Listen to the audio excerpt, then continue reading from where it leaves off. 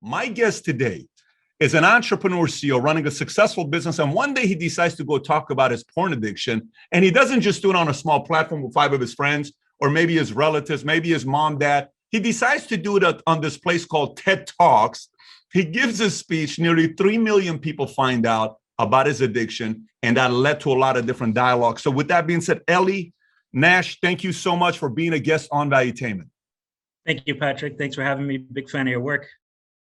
About a year ago, I'm sitting in my conference room with a couple of my employees, and one of them asks me, Eli, what's your goal? Do you mean my goal for this meeting, I asked. He says, no, I'm talking about your 10-year goal. I looked him straight in the eye, and I said, my number one goal is to never watch porn again. Both of them were shocked. I'm sure it wasn't the response they were expecting. Know this. Introducing the original Blood Clot podcast, not players. Soothing Semantics. Special dedication all the way from New York. Boom. Yeah, man. SWOT Semantics. Yeah, me know. Boom. Soothing Semantics. Yeah, me know. Big ups to the man now. Soothing Semantics.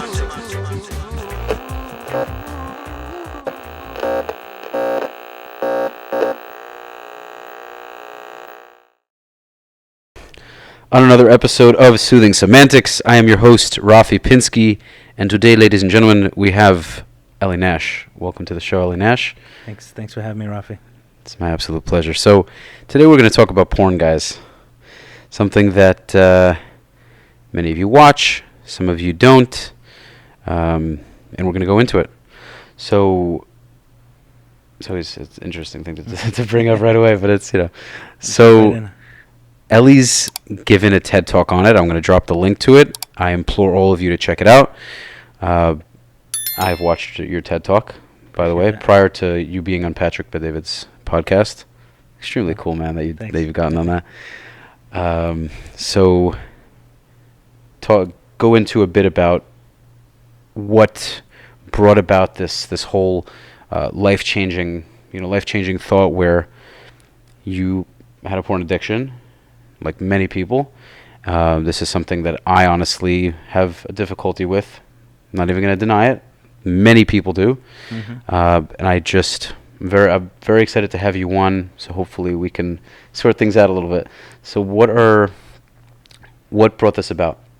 What brought about the TED Talk specifically? The TED Talk, and what helped you come to this realization that this is a problem and I need to do something about it. Oh, okay. So you're talking about why did I stop watching porn? Right. So in my case, porn just started taking over more and more of my life. It went beyond porn. So, I'd like to say that I turned pixels into people after a while, and as the porn got old and stale, then I moved to strip clubs and massage parlors and some of the other behaviors. And once I got into a relationship, I realized it was unsustainable. With a lot of these things, you don't realize how much they're affecting you until you try to stop. So in my case, I got into a relationship.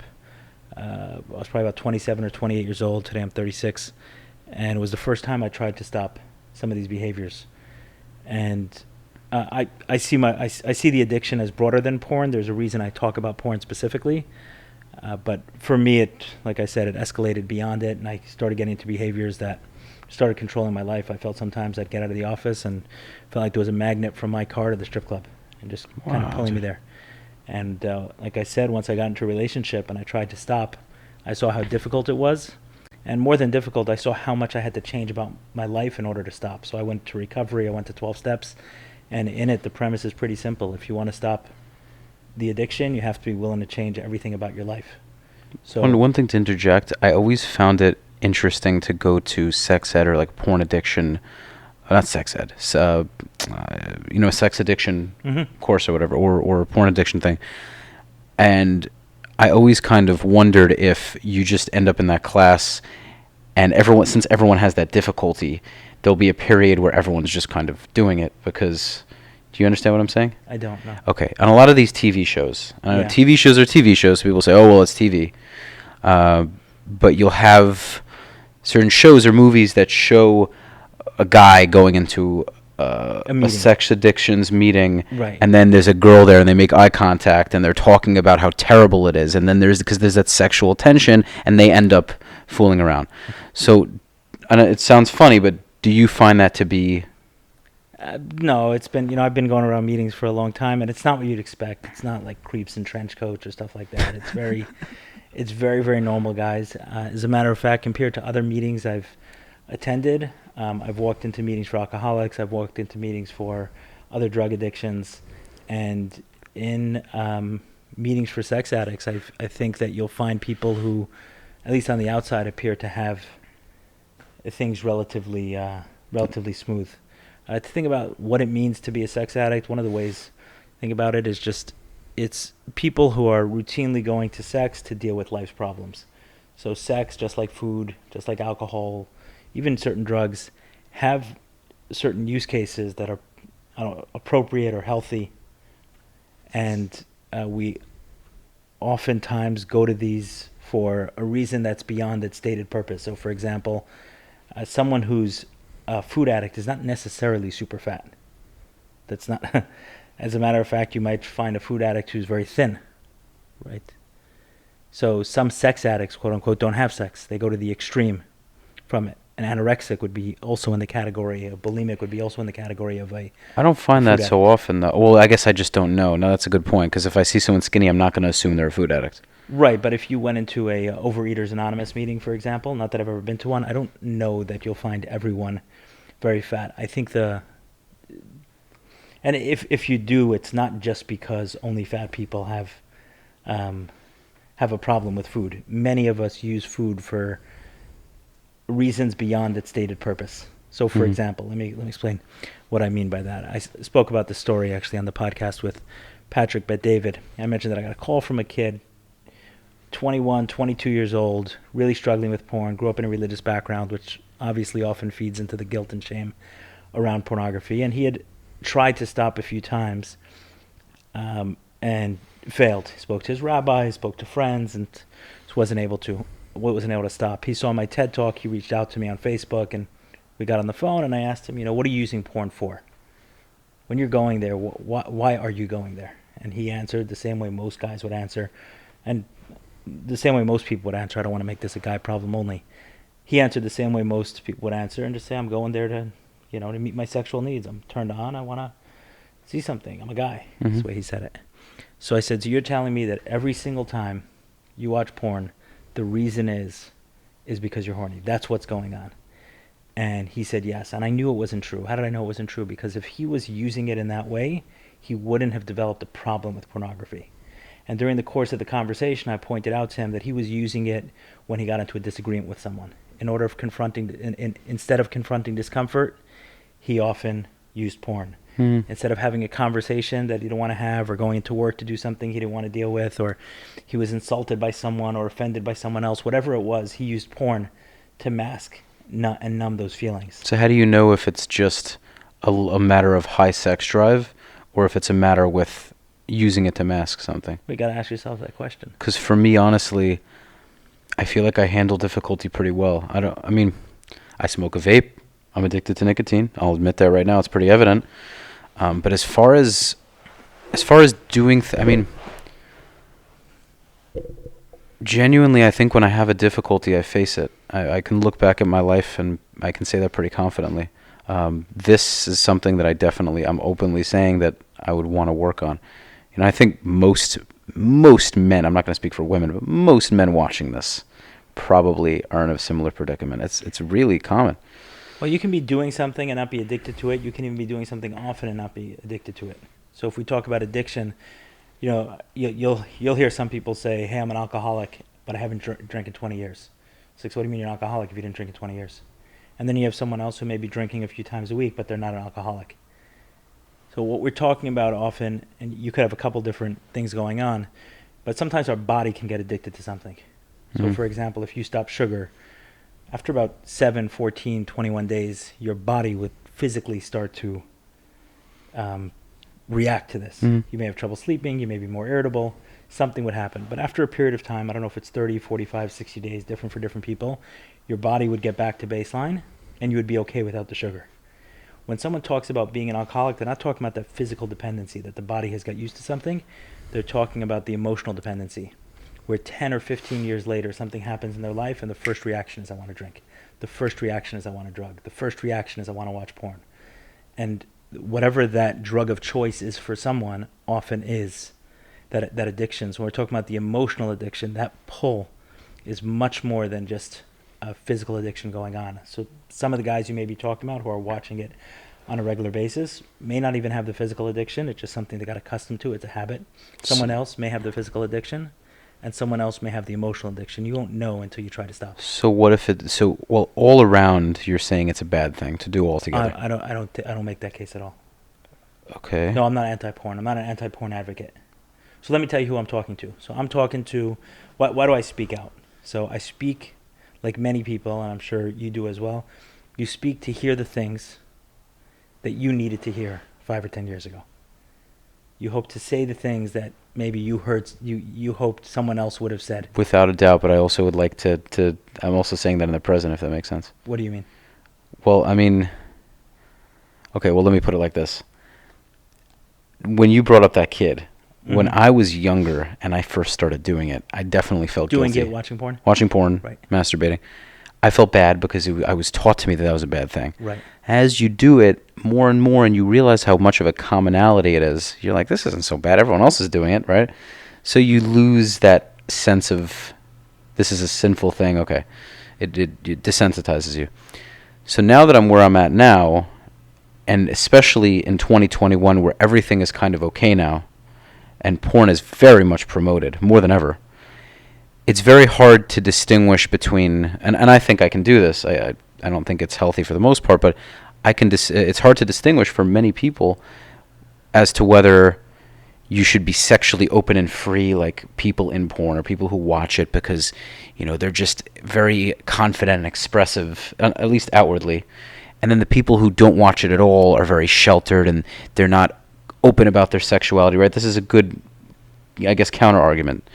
So it's kind of a difficult conversation, if that makes sense. Well, that's what I'm saying. I'm not taking that case. I'm not making that leap that porn is bad for everyone.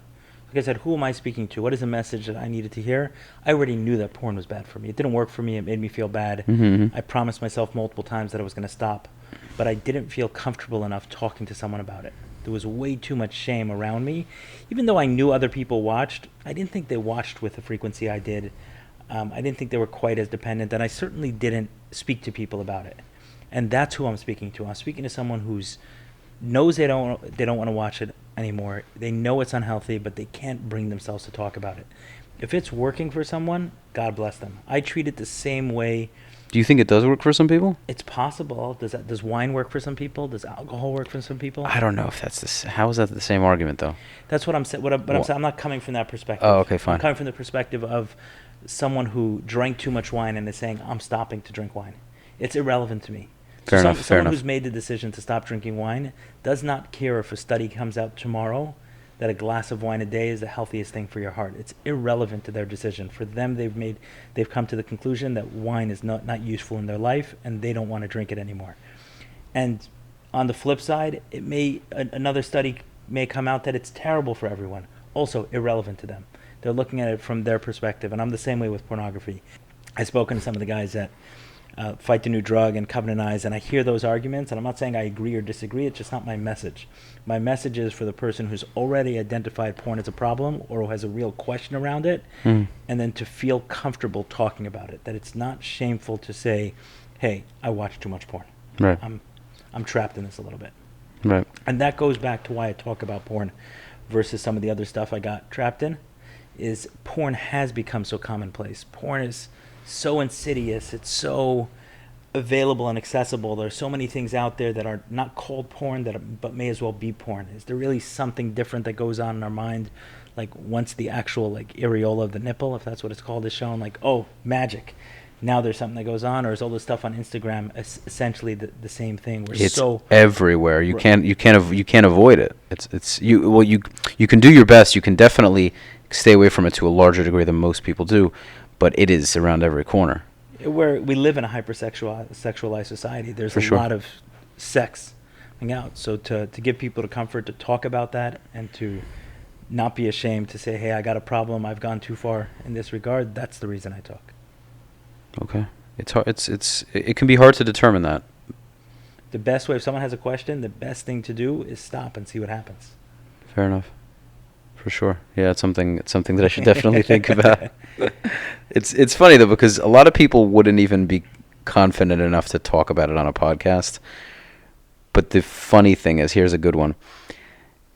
There are so many people, including me, and I'll say this honestly, who don't see adult actors or actresses in a good light. You know, a lot of people don't necessarily have so much respect for them because you say, oh, well, that's what you're doing for a living. But then they'll go ahead and watch them. Right. And it's like, you can't really, you don't care if I throw some bombs. Go ahead, say. You don't care if you have no problem shitting on them, but then you'll go and watch them. So it's like, if you think they're such bad people, then don't go watch their, you know what I mean? So that's all I Right, say. you're in the transaction. You're part of it. You're giving them business. You're supporting them. So at the end of the day, you know, You're essentially buying their product, but then you say the product sucks. Yeah. that's exactly what you're doing. Yeah, you articulated it well. So And listen, I should say this, right? When it comes to porn, right, there are certain things around pornography that everyone can admit is negative, right? So, for example, the way a lot of porn is made, where people are tricked into it, or very young people are manipulated into doing it. Or there are stories of people who thought that their porn videos were only going to be aired in different countries, and they need a little bit of money, and then they signed a paper that said they can air it everywhere. So a number of or stories modeling, like that. and they were going to model, and then they ended up. The And fact then of the there's a matter group is, 10 people the, will f- ask them to get naked. And the fact of the matter is, with that, I think it's totally wrong. But then again, as an adult, I mean, some of these they're 18, they don't know anything. But then again, you're human. I mean, that's the world we live in. Like, it's important to be knowledgeable. It doesn't have to be, right? If we're In what sense? I'm saying we don't have to resign ourselves to the world. That's why we're here. We want to change certain things. Oh, things 100%. out. You're right. I agree with you. No, it definitely should be worked on. Right. So when I'm saying I'm not an anti-porn advocate, I think there are things that we can all agree are negative. I think relationships definitely suffer from it for the most part. I'm confident you mentioned this, and I don't want to quote you if you didn't. But what I remember you saying, and this is something I've thought prior to hearing it from you, is when you constantly watch it, you can see women in that light because it's complete fantasy. So you see this video put together. The woman is just she's into it immediately. There's no kind of rapport and all that. It's just right to it, and it's very easy to if you get sucked into that to in your regular life have that understanding.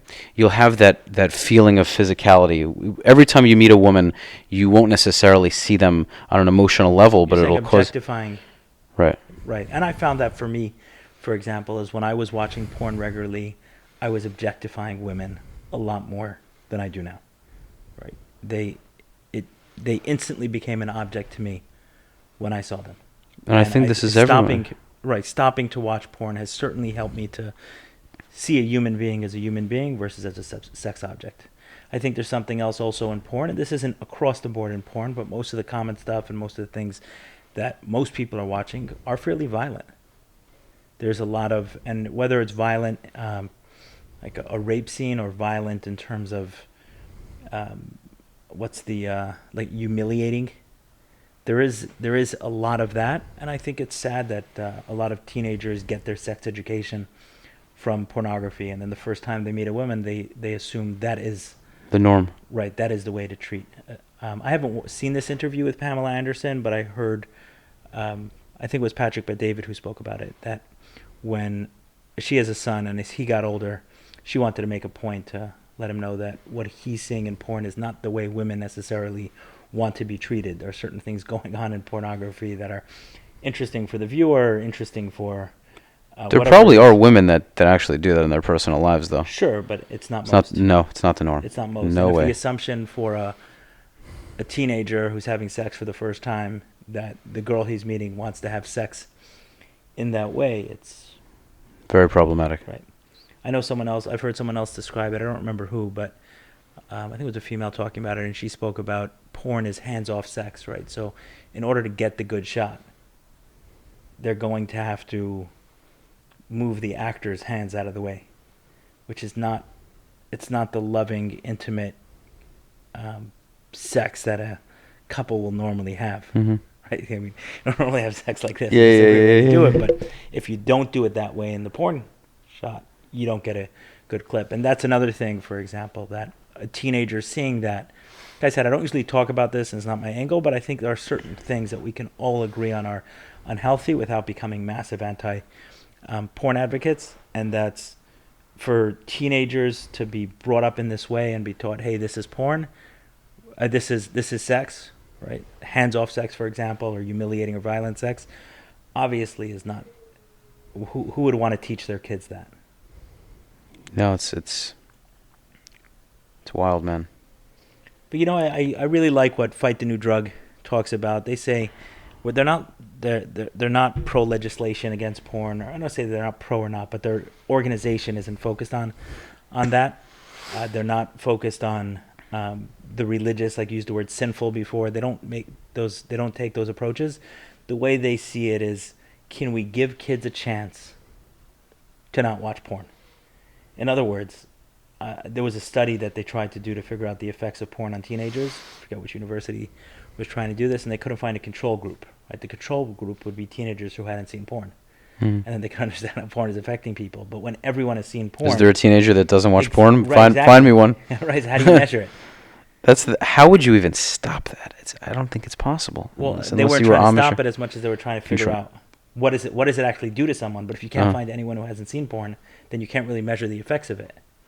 So obviously it's out there. So what they're trying to do is, could we give the average teenager enough information that before they're fully sucked into the world, they have the choice around it? So the podcast that Fight the New Drug has is called Consider Before Consuming.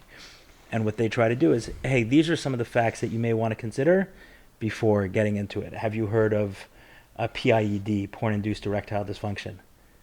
There are many people who get very used to pornography that they actually cannot reach orgasm in a real relationship. That's terrible. So, anyway. I've heard about this. Yeah. Yeah. So that may be something that would be worthwhile for a teenager to know before they're 5 or 6 years in to watching pornography. I honestly regular wonder basis. if, unless they're extremely religious and sheltered, if there's anyone from the age of 15 and on who hasn't seen it. It's like, I can't even imagine. That's how crazy of a world we live in. I doubt watching pornography once is going to create porn-induced erectile dysfunction. Right, but if you're watching it once, the chances of you watching it again are highly, highly likely. A one-and-done thing is very slim, in my opinion. So, we went into porn. Mm-hmm. Now, with relationships, like how long has it been since you've... It's an interesting question. So the way I measure it is actively seeked out porn, because, like I said, you can bump into it in a lot of different ways, but it's been close to 4.5 years that I haven't watched pornography. Wow. Yeah. Wow. And you're talking about That's amazing. someone who watched pretty much on a daily basis, morning and evening, and sometimes in between. So it was regular, and now it's not, and the benefits are all over my life. I agree with you. I'm on your side on this. 100%. I'm honestly just like taking it in because I'm thinking about it. So what do you think some solutions are? Like, what has helped you really keep yourself away from it? Obviously being aware, as you mentioned, talking about it, being open about it. Are there certain ways to keep yourself away specifically? Like, are there certain mental things you can do? Well, when people reach out to me with this, and again, I speak to people who, I never try to convince someone that porn is bad for them. I never try to convince someone that it's the wrong way of life for them. That's not my audience. My audience is people who already question it or have an issue with it. And then the question becomes, how do I stop, or how do I find out whether or not I have an issue with it? So for those who aren't sure whether they have an issue with it, try and stop. And if you're like, no way, then you got an issue with it. Oh, for sure. Then you got an issue with it. So try and stop and see what happens. For 30 or 60 days, test yourself and see what it does. I can tell you, when I stopped the first time, those first 60 days were some of the toughest. The first 2 or 3 weeks were pretty easy. because I was committed and I was disgusted with myself, and I'm done. I didn't just come from a passive place of maybe I should stop, or hearing someone on a podcast test myself. I knew I was done. I'd smashed a laptop, threw it down the garbage chute, and I'm like, I'm done watching porn. I promised Wow, myself that's what you did. Yeah, I promised myself so many times I'm not watching pornography, and here I am again. I was so disgusted with myself. It's humiliating. It's demoralizing when you tell yourself, I'm never going to do something. You tell other people that, you put boundaries around yourself to stop yourself from it, and you go back to it. It's demoralizing. So keep in mind, I started this, I mentioned that I haven't watched pornography in 4.5 years. I started this journey 8 years ago, so something happened between those 4 years. That time, right? Not that it definitely slowed down. It didn't go from 60 to 0, but there were times where I tripped up again, sometimes for longer, sometimes for shorter. But so I'm coming from that place. The first 2 or 3 weeks, relatively easy. I'm coasting on momentum. Then something happened to me about 3 weeks in, and it was sweats, sleeplessness, irritability. You actually had withdrawal. Full on withdrawal. The way people describe, I didn't know what I was going through. You're in your bed and you're just bugging out. Sleep, yeah. It's crazy. Sweating, pissed off at everything, driving and just getting, why is the light red and why is this? I'm like, I'm not like this. So here's the thing though, did you completely refrain from masturbation or only from porn?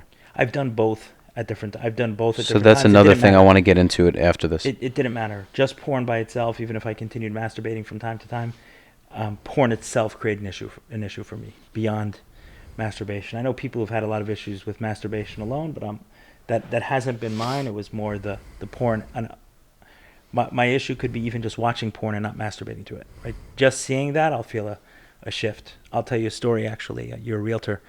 A few months ago, I was going with my wife to check out a house, and we came to the house, and right when you open the door, it's a shame I didn't know about it. Right in the door was a picture of Pamela Anderson, leg spread. They considered it art, and I was like, whoa! It just stunned me. And I told the realtor, I was like, it would have been nice if I knew about this. Right, nice someone mentioned this, and I told her, I said, I try specifically not to watch porn. I mean, this is not nudity as art. This was, and then throughout the home, there were multiple pictures of nudity, some which were just nudity and art, and some which were full-on porn. And I found myself completely disoriented the rest of the day. There was something that released inside me. I wasn't able to work. I wasn't able to function. Something changed, and it took me a couple days to get back to normal. So in any case, about 3 weeks in, I start feeling those very strong symptoms. And then what I was very surprised about were these emotions that started coming up. Anxiety, sadness. Sometimes I woke up crying in the middle of the night in the first couple of months. And that's when I realized that porn for me wasn't really about the arousal, the sex drive, and things like that. I was using porn in order to numb and mask uncomfortable feelings. I remember you mentioned this. And all of those feelings started coming back. And then it gave me an opportunity, and I know for many others who stopped as well, to deal with those underlying issues. So the benefit that comes from stopping to watch porn is not I no longer watch porn anymore, is now the problems that I've been masking through porn all of a sudden come to the surface and are put into the light, and now I can deal with it. So now you have to handle them. The porn isn't masking it anymore. Now it's out in the open. It's similar for me, and this is why. And I, from time to time, I've had my weed, not into it, not something I very rarely do. When I do it, sometimes it's enjoyable, and other times I'll sit there and I'll think, if I were to do this all the time, I would never face any of my issues. It completely clouds your judgment, makes everything seem like life. It seems like everything is so blissful. And in reality, you have 27 things that need to be done tomorrow, whether it's working on yourself or working on your business.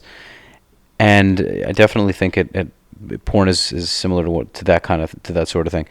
What porn did for me was it put me in a virtual bubble. When I was walking around, it was almost as if there was this protective bubble around me where the world couldn't quite get to me. Things couldn't quite affect me, or so I thought. That's what it felt like in the bubble. And once I stopped watching porn, the bubble started disintegrating, and suddenly I was face to face. Because it's like a with the secret world. Porn is that, it's that underworld. No one knows what you're watching. No one knows when. No one, it's that you get to kind of sneak off into the bathroom, wherever you go, and just kind of watch those things, and then you just go and you finish and go along with your life, and it's as if nothing happened. You know what I'm saying? So for people, I think it's that. Yeah, I think it completely correlates. Yeah, I've read a lot of books on addiction, across categories of addiction. And I think that what I'm describing is probably much more similar to the average addict's experience than it is to the average porn user's experience. Mm-hmm. That an addict, their drug of choice somehow creates this bubble-like effect for them. And for me, alcohol doesn't do that for me, but for someone who is an alcoholic, I'm fairly certain they have that same experience. When they're drinking, there's something, they're just suddenly in this protective bubble. And it doesn't just last while they're drunk. It will last for weeks afterwards as well. In the interim, kind of between drinks? And it can happen even, I started noticing this, which is really interesting. As someone is working on stopping, one of the things it needs is kind of hyper-awareness. So what that would mean is, okay, I'm watching porn now, and I told myself I wasn't going to. When was this decision made? When did the first thought come up? So you start paying attention to when that first, like almost the initial idea got into your head. And in that awareness for myself, I started noticing how I can be involved in interaction, something at work, someone comes to me with a report I don't like, something's going on that I'm unhappy with or gives me a little fear or anxiety. And the thought at the same time as looking at the report is this thought that I can go watch porn this evening. So I've already started, from that moment, I've already escaped into porn even without watching porn. And this happens, you'll hear it as well with people who are looking for their drug, cruising for prostitutes, or buying some drugs or alcohol. The process starts from when they're in the office and something happens. They say, you know what, instead of going home today, I'm going to do a detour to the bar. They're already in a different state right then. Like it already starts delivering on its promise, quote unquote, of soothing, of giving you an escape. As soon as you go there in your mind and say, okay, today I'm going to stop at the bar on the way home and have a couple of shots.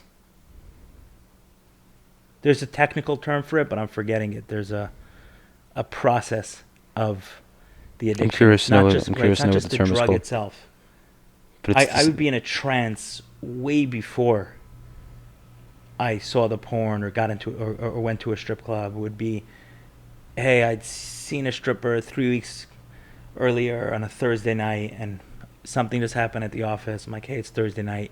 You remembered maybe that time. stripper is working there tonight, also Thursday night. And all of a sudden I'm there. I'm in that trance. I've already escaped. I'm no longer fully present. This makes me think about another related conversation. There are so few people that don't have some sort of vice. Most people you meet either like to drink occasionally, smoke occasionally, have sex occasionally, watch porn occasionally, whatever their poison is. Very rarely do you meet a person that just doesn't have any poisons. Sure. And it makes you kind of wonder when you step out of reality, when you step away from reality for a moment, you kind of say, what is normal? What is healthy? Is it good to take a break and have a few drinks? How many are okay? Is it okay to hit the bong? Is it okay to watch that random porn video on a Tuesday? At what point does it become a problem? And I think going back to what you said, it's very important to be self-aware. But we can go down a whole rabbit hole here. Based on which religion you were raised in, what kind of culture you came from, whether something is acceptable. For instance, in Judaism, drinking is fine. In many instances, we celebrate with alcohol. In Islam, it's forbidden.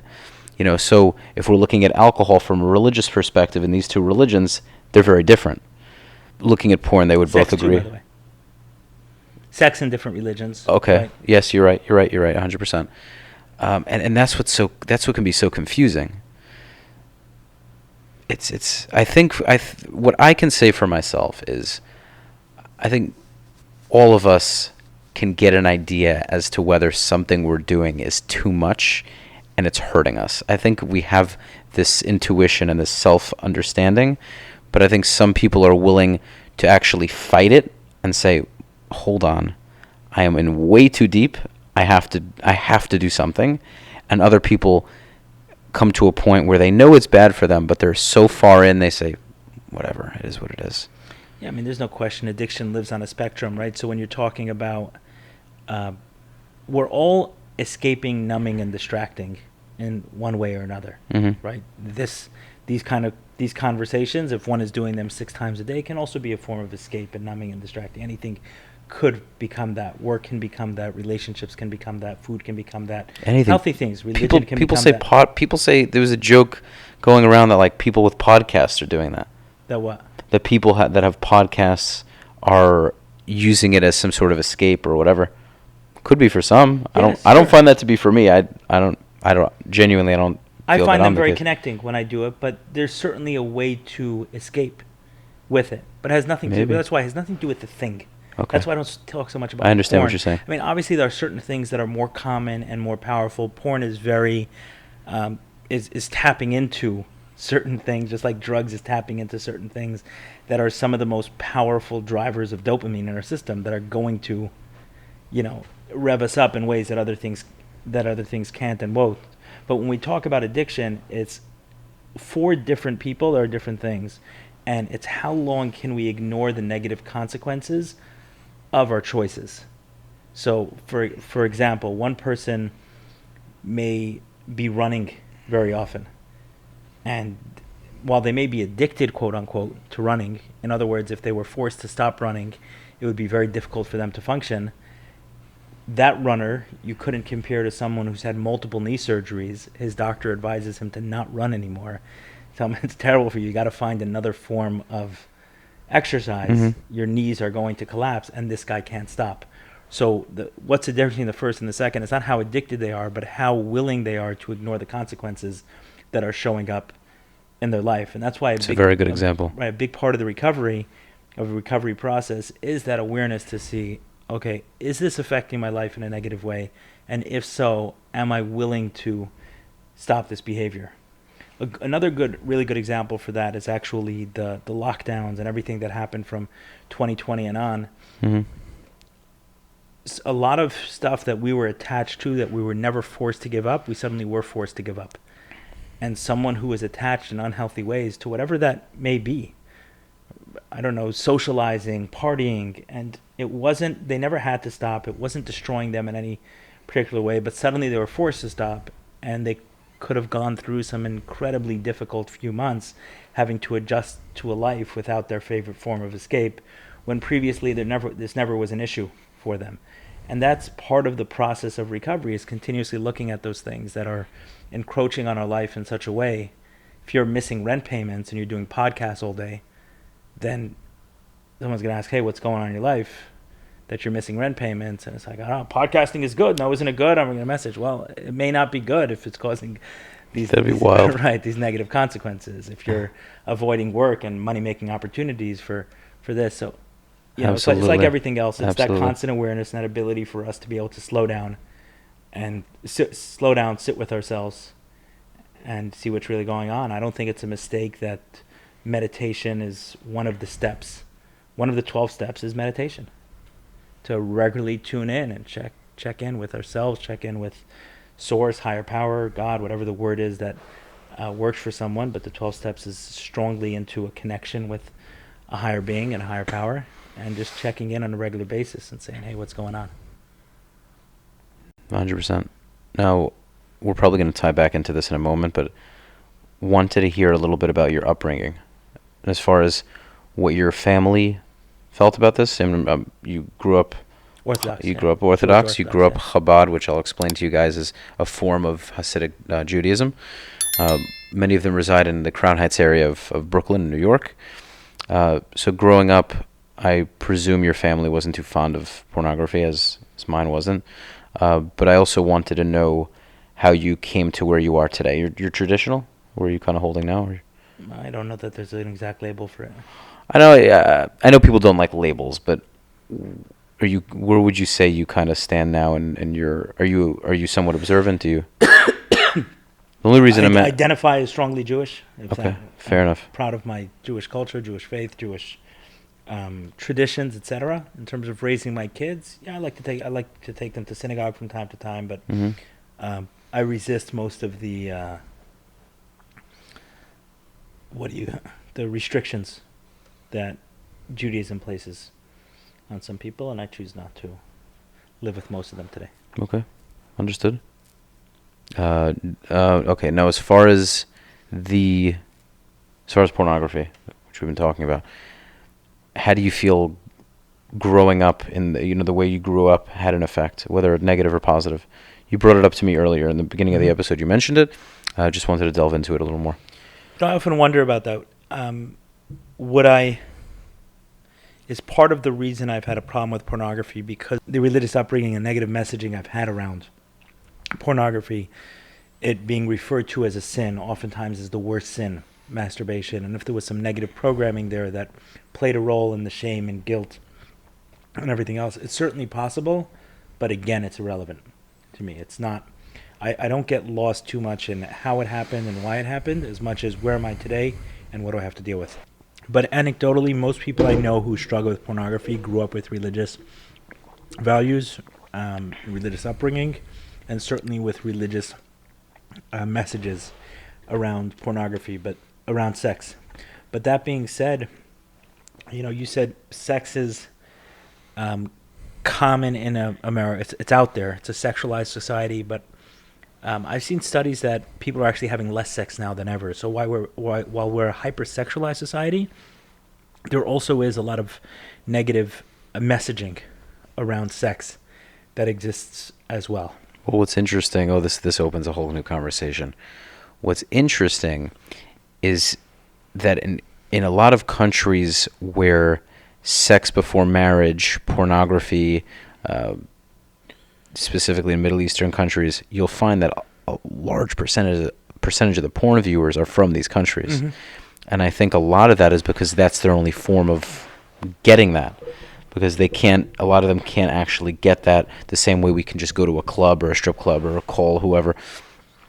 Because it's so open to us in a sense, and it's interesting you brought this up, because I was saying because it's so available, it's easier to do. In a sense, it is easier to do, but because it's easier to do, we might not have as much of the urge as if it's completely not allowed. If I'm living in Afghanistan, and you don't have the party scene like you do in Miami, for instance. So for them, they're seeing it all over the world. They're seeing people partying in Miami, and they're seeing these beautiful women dancing and running around. If they're in their 20s or their late teens, they have hormones. They're hormonal people. They have those urges, and they are looking and saying, wow, I can go to Miami and go and do those things. It's forbidden, but I kind of want to do it. It's exciting. So you're saying that drive, it's that coupled with the reverse drive of, hey, correct. This is negative and shameful and sinful. Correct. It makes it more enticing. Right. Does it create a combustion? It's and possible. we have that we have that no matter which religion you'll grow up in. I can speak for Judaism. Generally, from a psychological standpoint, if you're pushed very hard in one direction, you have this urge to see what's on the other side. Don't push that big red button. You tell your kid, don't push that big red button. They're looking at the big red button. They're like, Listen, I'm fortunate enough for one way or another to have very personal conversations with people about some of the deepest struggles in life, which gives me a window into people, especially around pornography, that others may not have, right? Just by virtue of the fact that I'm willing to speak about it. So oftentimes people come to talk to me about their problems.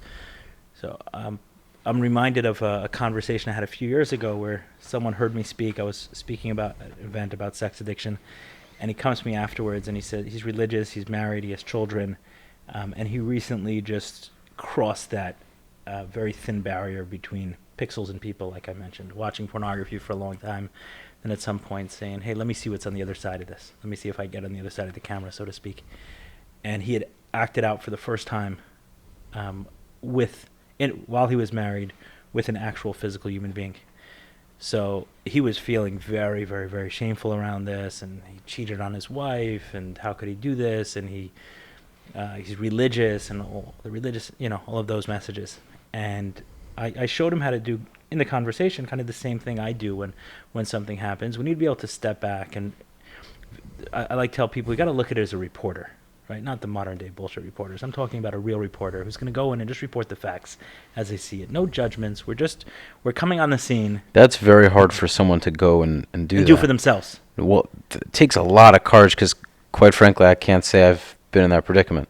I'm proud. I think we all need to do it. Proud of the fact that I haven't been, but I can't imagine what that's like because it's like a one-time thing and he feels horrible about it. Who do you go to talk about that? Well, right now he's talking to me. No, I see that, but that from your I'm end, saying that's for himself, he's got to be the reporter. I'm just speaking about this. Takes a ton of courage to come forward and bring that up to somebody. Yeah, it absolutely does. Or Yeah. it's somewhere between courage and desperation. Yeah, Take that comment. yeah, But for sure.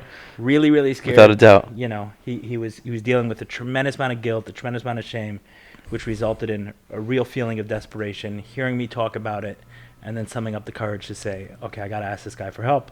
Because I was there, and I was stuck in those places, and I did feel that way. So the question is, how did I get to the other side? And that's who you want to talk to. You want to talk to someone who had your struggle and no longer does, or even if they do. I don't want to say I don't struggle with pornography anymore. My mind doesn't go there sometimes, but I've certainly figured out something about it. So he comes to talk to me about this, and I tell him, okay, we got to be a reporter in the story. That's a pretty big leap that you made from sitting on this side of this camera to going on the other side. Mm-hmm. What happened? What happened just before you did that? And as we're going through the story, well, nothing specifically. Well, when did you start thinking about it? Because sometimes you can start thinking about it or playing with it a little bit and visiting maybe porn sites that allow you to, I don't want to go into too much details, but that basically allow you to meet people. It also tricks your brain. If you're watching that kind of, I don't know this guy obviously, but it could have been he was watching that kind of porn. You understand what I'm saying? But he's been watching that for years, and something happened to say, okay, I got to go further. And it was very interesting. As we spoke and pulling it back further and further, what had happened, and this is like like everything I find in this healing work, recovery, is one paradox after the next. Believe it or not, what prompted him to go seek out another human being to have sex with, when he had never done this in his marriage until now, was that he had a child who was born with an illness. And he believed that this was his punishment for watching too much porn. So you understand you understand the paradox. He was so ashamed that he created this for his child, that he created that because of what he did. In his mind, he believed so it 100% paradoxical. certain. So then he went ahead and made it even worse. Exactly. You're right. It doesn't make any sense, but he felt so badly about himself that he did the only thing he knows how to do when he feels badly about himself. And that's the cycle. It spins on a cycle. But you know what? That's in actuality, it's not that crazy because I think some people can say, well, I fucked up this bad. What's the use? Like, might as well go all the way. Some people have that. It's like, I've done it. Right. I screwed up. I screwed up. Let me just, you know, right. You It could be what I'm like saying? an effort. It didn't sound Yeah. to me like it came from an effort. It sounded to me, but I understand that one too. It sounded more to me like it came from a place of such deep and profound pain, and then doing what he could to numb it. And By doing that. because this was an even deeper level of pain than he had normally felt, the porn wasn't working anymore, and he needed even a bigger hit of the drug or a different kind of drug. So suddenly someone who was using marijuana for years suddenly moved over to cocaine. He needed to mask sex with porn with actual sex. He needed to mask the pain he was living in with something that was a more potent drug. And this was a more potent drug. He had never did it. He'd certainly never done it since he was married. It had a lot of power to numb the pain he was living in. You still talk to him? Yeah, and I speak to him every few months. He reaches back out to me, and since that conversation, he's been on the journey. Has of he trying told to his stop. wife? It was one of the first things I told him, is that at some point in time he's going to have to tell his wife about, not the details. I like to say, you want to be rigorously honest, not brutally honest, right? So rigorously honest is, hey, I haven't been faithful in our relationship, and I'm doing what I could to do something about it. And I'm not saying to spring it in that way. Sometimes it's done best with a therapist. I'm not going to give that kind of blanket advice to anyone listening to this, but generally speaking, to have a relationship with someone, there has to be honesty. So if there's sort of massive secret sitting in between a couple, whether it's said or not said, it's going to create a friction there. Without a question. So I let him know that my opinion was that at some point in time, there's going to have to be a form of disclosure. But God, that's got to be the hardest thing in the world. very difficult, but it could bring couples a lot closer. And the key is Closer than before? Esther Perel, who's a very famous relationship therapist, says cheating can either lead to a breakup or a breakthrough. Because if you think about it, when he cheated on his wife, the relationship wasn't good the day before he cheated. It didn't get bad because he cheated. There was the dysfunction lived there before, and now something happened that suddenly forces the couple That to look takes at an this. extremely forgiving partner, though. Yeah, if the partner is extremely forgiving and loves that person unconditionally, because I can say for one, I've never cheated, and as far as I know, I really don't think I've ever been cheated on. Like the girls I've dated, I cannot imagine would do that, and I don't know what I would do. Like if I was cheated on, I don't know if I would be able to forgive that. To be honest, You want to know and something? who knows? I've been on one end of that equation, and fortunately, my wife has forgiven me, and we've come to a place where, in many ways, it probably strengthened our relationship. I do not know that I would be able to be on the other side of that. I don't know that I'd ever be able to recover from something like that. So maybe it's a male-female thing. I'm not sure, but Maybe. it's. I can tell you that I know many people who have gone through that, gone through disclosure, and have gotten to a much healthier place hear that. in their relationship. I hear that. It's wild. It's wild to put it that way, but it makes sense. Yeah. But what I did want to focus on with that story was more how the religious guilt for him created the addiction. So you would think that, oh, if someone believes that bad things in their life are because of pornography or cheating on their wife or something else, then they'd be less likely to act out in that way. And in fact, no, they're more likely to act out in that way because it's bringing such profound pain that I believe this is not the paradox of all problems. This is the paradox of addiction.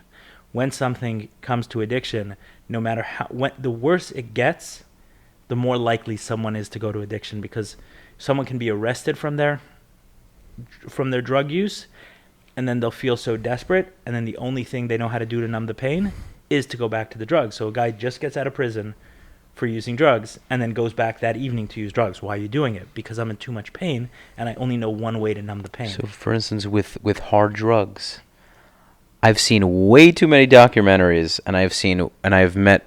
To be honest, most of my friends, I don't have any friends really growing up. That was something I can credit very strongly to my grandmother. She always used to talk about these things to me, but I don't know. I think I just had that understanding even when I was younger. I would see some people around me that were clearly very, very high on whatever it was. Mm-hmm. It wasn't weed or anything soft. It was hard shit. And I just knew I didn't want to be that person. And I saw how much pain they were in, and I said, "Oh no, I can't do that. It's not worth trying." And I've been offered it and things like that. And I was like, this is going to ruin my life forever. And I was able to stay away from it. Because ironically, the same with me. Alcohol, drugs, gambling, a lot of these stuff. Gambling too, I'm the same way.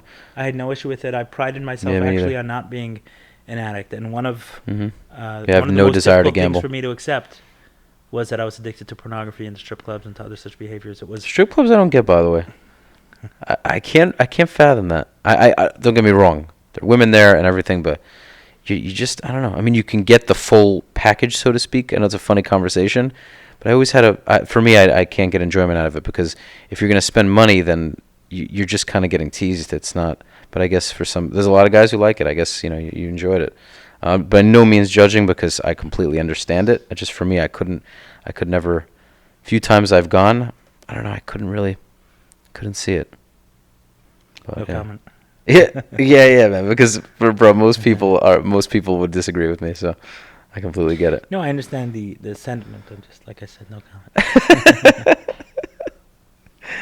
Okay. Is there anything else you wanted to touch up on? No, I think we're good. I hope that this gives someone something to think about. And again, no judgment on anyone who's struggling with it or someone who's okay with it. It's if anyone's got a problem with it, feel free to reach out to me, and hopefully I can Awesome. direct them some of the stuff that worked for I will me. definitely share your social media. We had a good moment a second ago, so I'm still like, okay. Peoples, I hope you learned a lot from this episode. I sure as hell did. I gained a ton from this. I've never openly discussed this ever. Like I talk about it with friends occasionally, but we don't talk about it. None of us have this knowledge of it. We'll talk about how it's good. We'll talk about how it's bad. I mean, it's really not very good, but a lot of us will come to terms with it. We'll say, okay, well, we all do it, so it's fine. But I've never openly on a podcast been open to the fact that, yeah, I watch it 100%.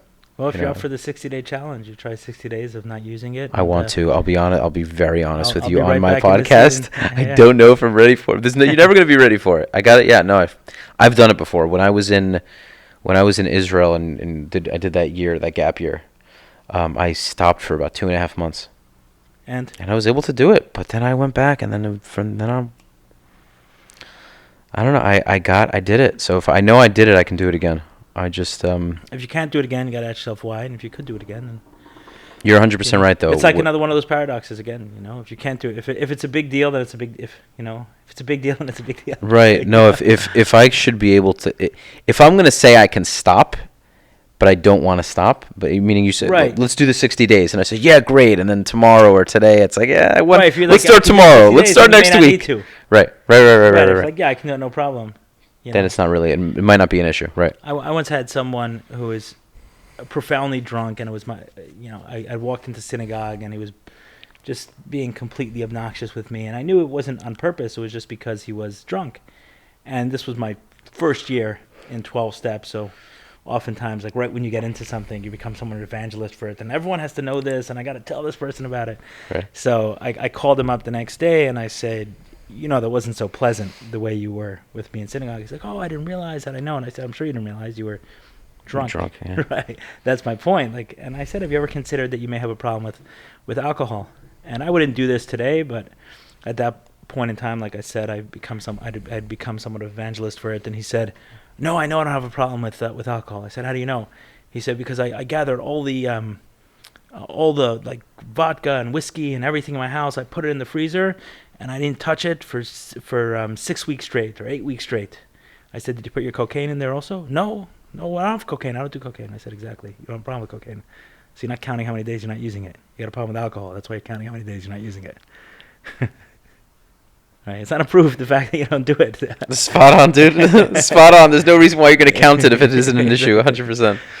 That's so accurate. Okay. Well, needless to say, the conversation wasn't effective. I'm sure he's drinking. I'm sure he's drinking. I'm today sure he's and opened tomorrow. that. I'm sure he's opened that freezer by now. Yeah.